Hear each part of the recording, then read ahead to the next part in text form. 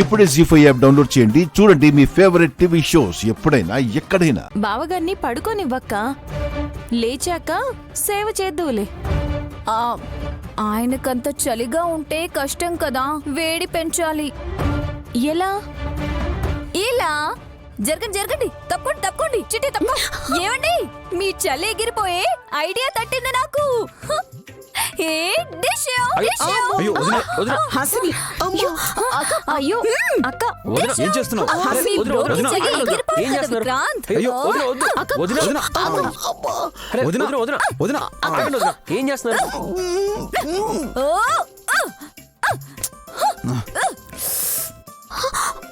అయ్యో వదిన, అలా వచ్చి పడ్డారేంటి? మీ బ్రో చలి ఎగిరిపోవాలి కదా విక్రాంత్. ఇప్పుడు పడుకోండి, వెచ్చగా పడుకోండి, బాగా నిద్ర పడుతుంది. అరే వదిన, చలి కాదు, నువ్వలా మీద పడితే వాడి ప్రాణం పోయేలా ఉంది. నా బరువు ఎంతయ్యా? మా ఆయన కోడైతే నేను గుడ్డుని. కోడి గుడ్డుని మొయ్యలేదా ఏంటి? మీరు పడుకోండి వెచ్చగా. వదినా, పెదబావు గారు కిక్కురు మనకుండా ఉన్నారు.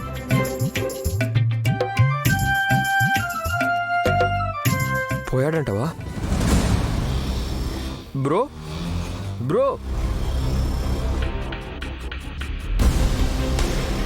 వల్లభనయ్య, అనయ్య, వల్లభనయ్య, అనయ్య. హలో, నేను ఇక్కడుంటే అక్కడెవరిని పిలుస్తున్నారు?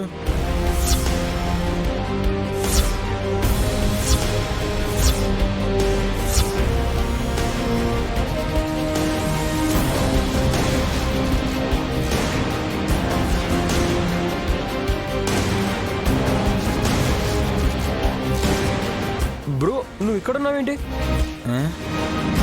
ఈ పిల్ల నా షర్టు పట్టుకుని హాల్లోకి వెళ్దామన్నట్టు సైగలు చేస్తూనే ఉందని ఎత్తుకుని వచ్చాను.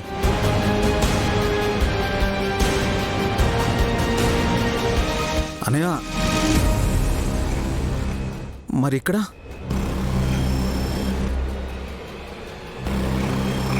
పెదబావు గారు ఇక్కడుంటే నువ్వెవరి మీద పడ్డావక్క? ఎవరో ఏం పాడు.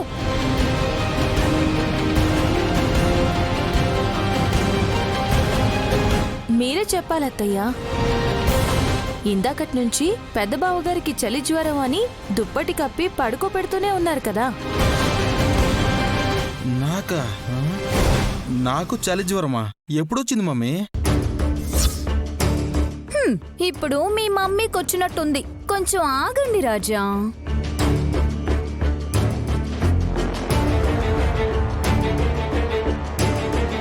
అమ్మా,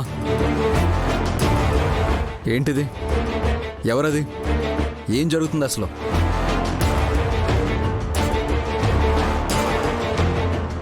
పెదబావు గారు మాట్లాడారు కదా. అవును, నేను కూడా వీడే అనుకున్నాను. మిమిక్రీ చేసిన మహానుభావులెవరో దుప్పటి తీసి చూస్తే తెలుస్తుంది కదా. మీరెళ్ళండి నైని.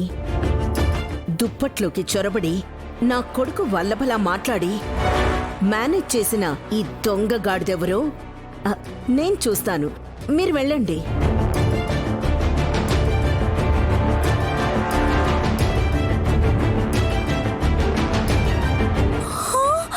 గారడిని చూసి చాలా రోజులైంది అత్తయ్య, చూడనివ్వండి ప్లీజ్. ఏయ్, వెళ్ళు ముందు. ఎవరికి ప్రయాస లేకుండానే గాయత్రి పాప ఆ దుప్పటిని లాగేస్తుంది. చూడండి.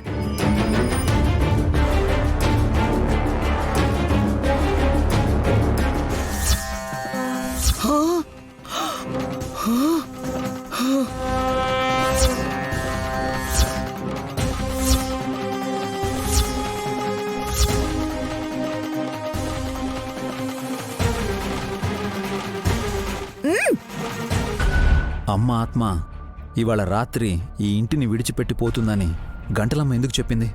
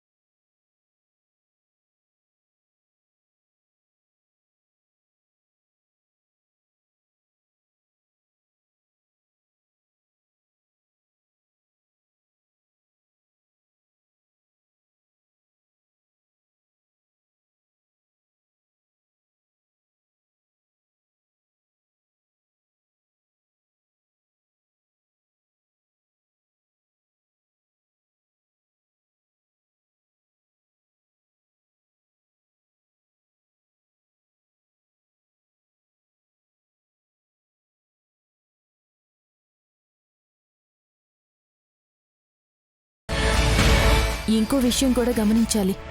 పక్కింటి సరళ ప్రసాదం ఇచ్చిందని అత్తయ్య చెప్పారు కానీ అదేంటో మనకి చూపించలేదు. పోనీలే నాయని, మనకివ్వాలని ఆశపడలేదు కదా. మెక్కాలని కాదు మర్ది గారు, ప్రసాదం అయితే గుమగుమలాడే వాసనొచ్చేది కదా, రాలేదు. అంటే అది ప్రసాదం కాదు. ఆడవాళ్ళు ఇంత లోతుగా ఆలోచిస్తారని మిమ్మల్ని చూస్తుంటేనే అర్థమవుతుంది. మీరు మీ తిలోత్తమమ్మ ఉద్దేశాన్ని కూడా అర్థం చేసుకోవాలి బాబుగారు. ఆత్మల్ని చూడగలిగే గంటలమ్మ ఈ రోజు రాత్రికి గాయత్రమ్మగారి ఆత్మ ఇంట్లో నుంచి వెళ్ళిపోతుంది అని, రేపు నుంచి చూడలేము అని చెప్తుంటే అలా జరిగితే బావుంటుంది అన్న ఆశ ఆమె కళ్ళల్లో కనిపించింది. దానివల్ల తనకొచ్చే లాభం ఏంటి? ఏమీ తెలియనట్టు భార్యాభర్తలిద్దరూ భలే మాట్లాడుకుంటున్నారబ్బా. గమనించమన్నాను బాబుగారు, అంతే. అది సరే, వెళ్తూ వెళ్తూ గంటలమ్మ గాయత్రి పాపని చూసి పోయొస్తానే పిల్ల అని ఎందుకంది? పిల్లలంటే ఆవిడికి బాగా ఇష్టం అనుకుంటా. పాలు తాగిన బంధం అనుకుంటా. ఈసారి రక్తం వచ్చేలా కొరుకుతుంది గాయత్రి. ఒకవైపు గాయత్రమ్మగారి ఆత్మని ఎలా సంరక్షించుకోవాలో ఆలోచించాలి. ఇంకోవైపు పునర్జన్మ ఎత్తిన అమ్మగారు పసిపిల్లగా ఏ రూపంలో ఎక్కడున్నారో ఆ దేహానికి గండం రాకుండా చూడాలి. జీ5 యాప్ డౌన్లోడ్ చేసి అన్ని ఎపిసోడ్స్ పూర్తి ఉచితంగా చూడండి.